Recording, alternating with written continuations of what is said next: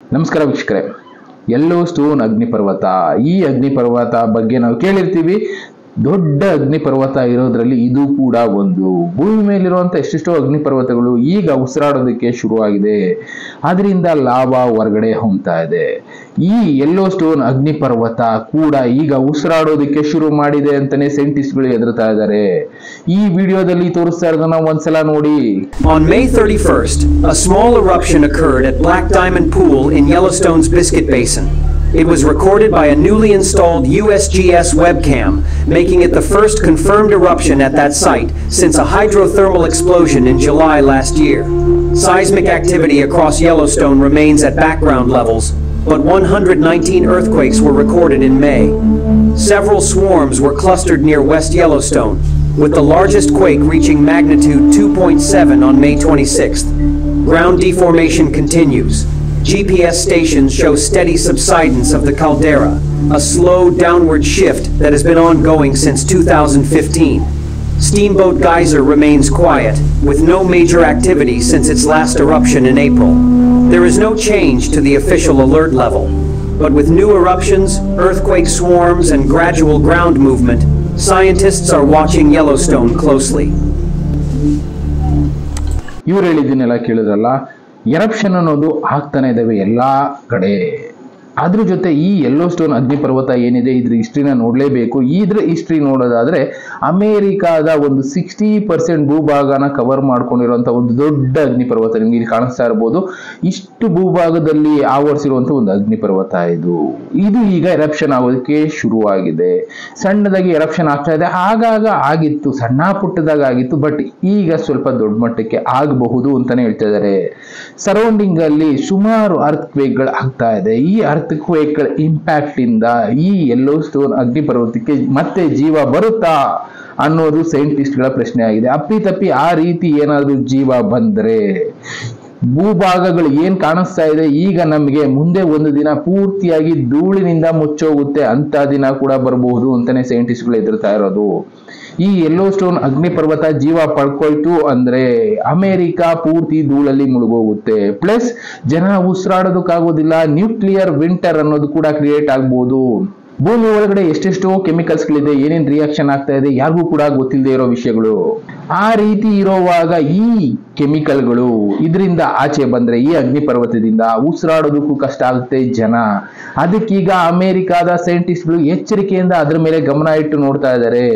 ಇದೊಂದು ಅಗ್ನಿಪರ್ವತ ಸಾಕು, ಇಡೀ ಅಮೆರಿಕ ಇತ್ತು ಅಂತಾನೆ ಹೇಳೋದಕ್ಕಾಗೋದಿಲ್ಲ, ಅಂತ ಪರಿಸ್ಥಿತಿ ತಂದಿಟ್ಬಿಡುತ್ತೆ. ಇವತ್ತು ಅಂತ ಅಗ್ನಿಪರ್ವತ ಉಕ್ಕೋದಕ್ಕೆ ಶುರುವಾಗಿದೆ. ಎಷ್ಟೋ ನ್ಯೂಸ್ ಚಾನೆಲ್ಗಳಲ್ಲಿ ಇದನ್ನ ತೋರಿಸ್ತಾ ಇದ್ದಾರೆ. Small eruption captured on Yellowstone national park ಅಂತ. ಈ ಅಗ್ನಿಪರ್ವತದ ಮೇಲೆ ಯಾಕೆ ಇಷ್ಟೊಂದು ಕಾನ್ಸಂಟ್ರೇಟ್ ಮಾಡ್ತಾ ಇದ್ದಾರೆ? ಎಷ್ಟೊಂದು ಅಗ್ನಿಪರ್ವತಗಳಿದಾವಲ್ಲ, ಎಷ್ಟೊಂದು ಕಡೆ ಹೋಗ್ತಾ ಇದೆಯಲ್ಲ, ಇದೇ ಯಾಕೆ ಇಂಪಾರ್ಟೆಂಟ್ ಅನ್ನೋದಾದ್ರೆ ಈ ಒಂದು ಅಗ್ನಿಪರ್ವತ ಸದ್ಯಕ್ಕೆ ಸಾವಿರಾರು ವರ್ಷಗಳಾಗೋಗಿದೆ ಉಕ್ಕಿ. ಇನ್ನು ಬೇರೆ ಅಗ್ನಿಪರ್ವತಗಳು ಯಾವಾಗ್ಲೋ ಒಂದು ಸಲ ಉಕ್ಕುತ್ತೆ, ತಣ್ಣಗಾಗುತ್ತೆ. ಬಟ್ ಈ ಅಗ್ನಿಪರ್ವತ ಇರೋದು ಸಾವಿರ ಅನ್ನೋದಕ್ಕಿಂತ ಲಕ್ಷಾಂತರ ವರ್ಷಗಳ ಲೆಕ್ಕನೇ ಕೊಡ್ತಾರೆ. ಅಷ್ಟು ವರ್ಷದಲ್ಲಿ ಈ ಅಗ್ನಿಪರ್ವತ ಉಕ್ಕಿಲ್ಲ. ಇಲ್ಲಿ ಡೀಟೇಲ್ಸ್ ನೀವು ನೋಡೋದಾದ್ರೆ ತುಂಬಾ ಮೇಜರ್ ಆಗಿ ಯಾವಾಗ ಆಗಿತ್ತು ಇದ್ರ ಇಂಪ್ಯಾಕ್ಟ್ ಅಂತ ಸ್ಟಡಿ ಮಾಡಿರೋ ಸೈಂಟಿಸ್ಟ್ಗಳು ಹೇಳೋ ಪ್ರಕಾರ ಸುಮಾರು 1.95 ಮಿಲಿಯನ್ ಇಯರ್ಸ್ ಎಗೋ ಅಂತ ಹೇಳ್ತಾರೆ. ರೀಸೆಂಟ್ ಆಗಂತೂ ಇದ್ರ ಇಂಪ್ಯಾಕ್ಟ್ ಯಾರು ಕೂಡ ನೋಡಿಲ್ಲ. ಬಟ್ ಈ ಅಗ್ನಿಪರ್ವತ ಉಕ್ಕಿದ್ರೆ ಇಂಪ್ಯಾಕ್ಟ್ ಯಾವ ಮಟ್ಟಕ್ಕೆ ಇರುತ್ತೆ ಅಂತಾನು ಸೈಂಟಿಸ್ಟ್ಗಳು ಪ್ರಿಡಿಕ್ಟ್ ಮಾಡಿದ್ದಾರೆ. ಅದಕ್ಕೋಸ್ಕರನೇ ಇದ್ರ ಬಗ್ಗೆ ಜಾಸ್ತಿ ಕಾನ್ಸಂಟ್ರೇಷನ್ ಮಾಡ್ತಾ ಇದ್ದಾರೆ ಸೈಂಟಿಸ್ಟ್ಗಳು. ಈ ಯೆಲ್ಲೋಸ್ಟೋನ್ ಸುತ್ತಮುತ್ತ ಸಣ್ಣ ಪುಟ್ಟದಾಗಿ ಅದು ಇದು ಎಕ್ಸ್ಪೆರಿಮೆಂಟ್ ಗಳು ಮಾಡ್ತಾ ಇರ್ತಾರೆ. ಪ್ಲಸ್ ಹೈಡ್ರೋಥರ್ಮಲ್ ಎರಪ್ಷನ್ ರೆಕಾರ್ಡೆಡ್ ಅಂತಾನೆ ಇಲ್ಲಿ ಆಗ್ತಾ ಇರೋದು. ಏನಾಗಿದೆ, ಅಲ್ಲಿರುವಂತ ನೀರಿನ ಸೆಲೆನಲ್ಲಿ ಈ ಎರಪ್ಷನ್ ಕಾಣಿಸ್ಕೊಂಡಿದೆ. ಅದಕ್ಕೋಸ್ಕರ ಲಾವಾ ಎಲ್ಲೂ ಕೂಡ ಮೇಜರ್ ಆಗಿ ಉಕ್ಕಿರೋದು ಕಾಣಿಸ್ಕೊಂಡಿಲ್ಲ. ನೀರು ಕೆಸರಿನ ಮಧ್ಯೆ ಉಕ್ಕಿದೆ ಅಷ್ಟೇ. ಬಟ್ ಇದು ಜಾಸ್ತಿ ಆಯ್ತಾ ಹೋದ್ರೆ ಈಗ ರೀಸೆಂಟ್ ಆಗಿ ಹವಾಯಿ ದ್ವೀಪದಲ್ಲಿ ನೋಡಿದ್ವಿ, ಸುಮಾರು 1000 ಅಡಿ ಎತ್ತರಕ್ಕೆ ಲಾವಾ ಅನ್ನೋದು ಉಕ್ಕಿತ್ತಲ್ಲ, ಅದರ 3 ಪಟ್ಟು ಇಂಪ್ಯಾಕ್ಟ್ ಮಾಡಬಹುದು ಇದು. ಪ್ಲಸ್ ಇದರಲ್ಲಿ ಬರುವಂತ ಹೊಗೆ ಪೂರ್ತಿ ವಿಶ್ವನೇ ಆವರಿಸಬಹುದು, ಅಷ್ಟೊಂದು ಕೆಪಾಸಿಟಿ ಈ ಅಗ್ನಿಪರ್ವತಗಳಿಗಿದೆ. ಇನ್ನ ರಿಂಗ್ ಆಫ್ ಫೈರ್ ಅಲ್ಲಿ ಸುಮಾರು 47 ವಾಲ್ಕೆನೋಗಳು ಆಲ್ರೆಡಿ ಆಕ್ಟಿವ್ ಆಗಿದೆ ಅಂತ ನಾವು ರೀಸೆಂಟ್ ವಿಡಿಯೋಗಳಲ್ಲಿ ತಿಳಿಸಿದೀವಿ. ಅದ್ರ ಜೊತೆ ಈ ಮೇಜರ್ ಅಗ್ನಿಪರ್ವತ ಉಕ್ಕೋದಕ್ಕೆ ಶುರುವಾದ್ರೆ ಭೂಮಿನಲ್ಲಿ ಎಷ್ಟೋ ಭೂಭಾಗಗಳು ಧೂಳಿನಿಂದ ಮುಚ್ಚೋಗುತ್ತೆ. ಕಾಲಜ್ಞಾನಿಗಳು ಒಂದು ಮಾತು ಹೇಳ್ತಾ ಇದ್ರು, ಭೂಭಾಗಗಳೆಲ್ಲ ಧೂಳಿಂದ ಮುಚ್ಚೋಗುತ್ತೆ, ಆಕಾಶ ಎಲ್ಲಿದೆ ಅನ್ನೋದೇ ಕಾಣೋದಿಲ್ಲ, ಅಂತ ದಿನಗಳು ಜನರಿಗೆ ಬರುತ್ತೆ, ಕತ್ತಲು ಆವರಿಸುತ್ತೆ ಜಗತ್ತನ್ನ ಅಂತ. ಈ ಅಗ್ನಿ ಪರ್ವತ ಸಿಡಿದ್ರೆ ಆ ಮಟ್ಟಕ್ಕೆ ಧೂಳು ಅನ್ನೋದು ಇದ್ದೇಳುತ್ತೆ. ಅದೇ ಹೇಳದ್ನಲ್ಲ, ಅಮೆರಿಕಾದ 60% ಭೂಭಾಗನ ಕವರ್ ಮಾಡ್ಕೊಂಡಿರುವಂತ ಒಂದೇ ಒಂದು ಅಗ್ನಿ ಪರ್ವತ ಇದು ಸಿಡಿದ್ರೆ ಅಮೆರಿಕಾದ ಜನರಿಗೆ ಕತ್ತಲು ಅನ್ನೋದು ಆವರಿಸುತ್ತೆ. ಕಾಲಜ್ಞಾನಿಗಳು ನಮ್ಮ ದೇಶಕ್ಕೆ ಬರೆದಿದ್ದಾರೆ, ಇನ್ನೊಂದು ದೇಶಕ್ಕೆ ಬರೆದಿದ್ದಾರೆ ಅನ್ನೋದಕ್ಕಿಂತ ಅವ್ರು ಬರೆದಿರೋ ವಿಷಯಗಳು ಅಲ್ಲಲ್ಲೇ ಘಟಿಸ್ತಾ ಇದೆ, ಅವುಗಳನ್ನ ಮಾತ್ರ ನೋಡಿ ನಾವು ಎಚ್ಚೆತ್ಕೋಬೇಕಾಗತ್ತೆ. ಈಗ ಎಲ್ಲರೂ ಕೂಡ ಈ ಅಗ್ನಿ ಪರ್ವತದ ಕಡೆ ಮುಖ ಮಾಡ್ತಾ ಇದ್ದಾರೆ. ಅಮೆರಿಕಕ್ಕೆ ಆಪತ್ತು ಅನ್ನೋದು ಈಗ ಕಾಡ್ತಾ ಇದೆಯಾ ಅನ್ನೋದು ಎಲ್ಲರ ಪ್ರಶ್ನೆ. ಒಂದು ಕಡೆ ಟಾರ್ನೆಡೋ ದಾಳಿ ಆದ್ರೆ ಇನ್ನೊಂದು ಕಡೆ ಭೂಕಂಪದ ಭಯ. ಎಷ್ಟೋ ಕಡೆ ಭೂಕಂಪಗಳಾಗ್ತಾ ಇದೆ, ಟಾರ್ನೆಡೋಗಳಿಂದ ಎಷ್ಟೆಷ್ಟೋ ಮನೆ ಮಠ ಎಲ್ಲ ಕೊಚ್ಕೊಂಡು ಹೋಗಿದೆ. ರೀಸೆಂಟ್ ಆಗಿ ನೋಡಿದೀವಿ, ಬೆಂಕಿ ದಾಳಿ ಅನ್ನೋದಾಯ್ತು, ಲಕ್ಷಾಂತರ ಹೆಕ್ಟೇರ್ ಪ್ರದೇಶ ಒಂದೇ ಒಂದು ತಿಂಗಳಲ್ಲಿ ಉರಿದೋಯ್ತು. ಅಂತ ಪರಿಸ್ಥಿತಿಗಳನ್ನ ಅಮೆರಿಕ ಈಗಾಗಲೇ ಎದುರಿಸಿದೆ. ಫ್ಲಡ್ ನ ನೋಡ್ತಾ ಇದೀವಿ ಎಲ್ಲಂದ್ರಲ್ಲಿ.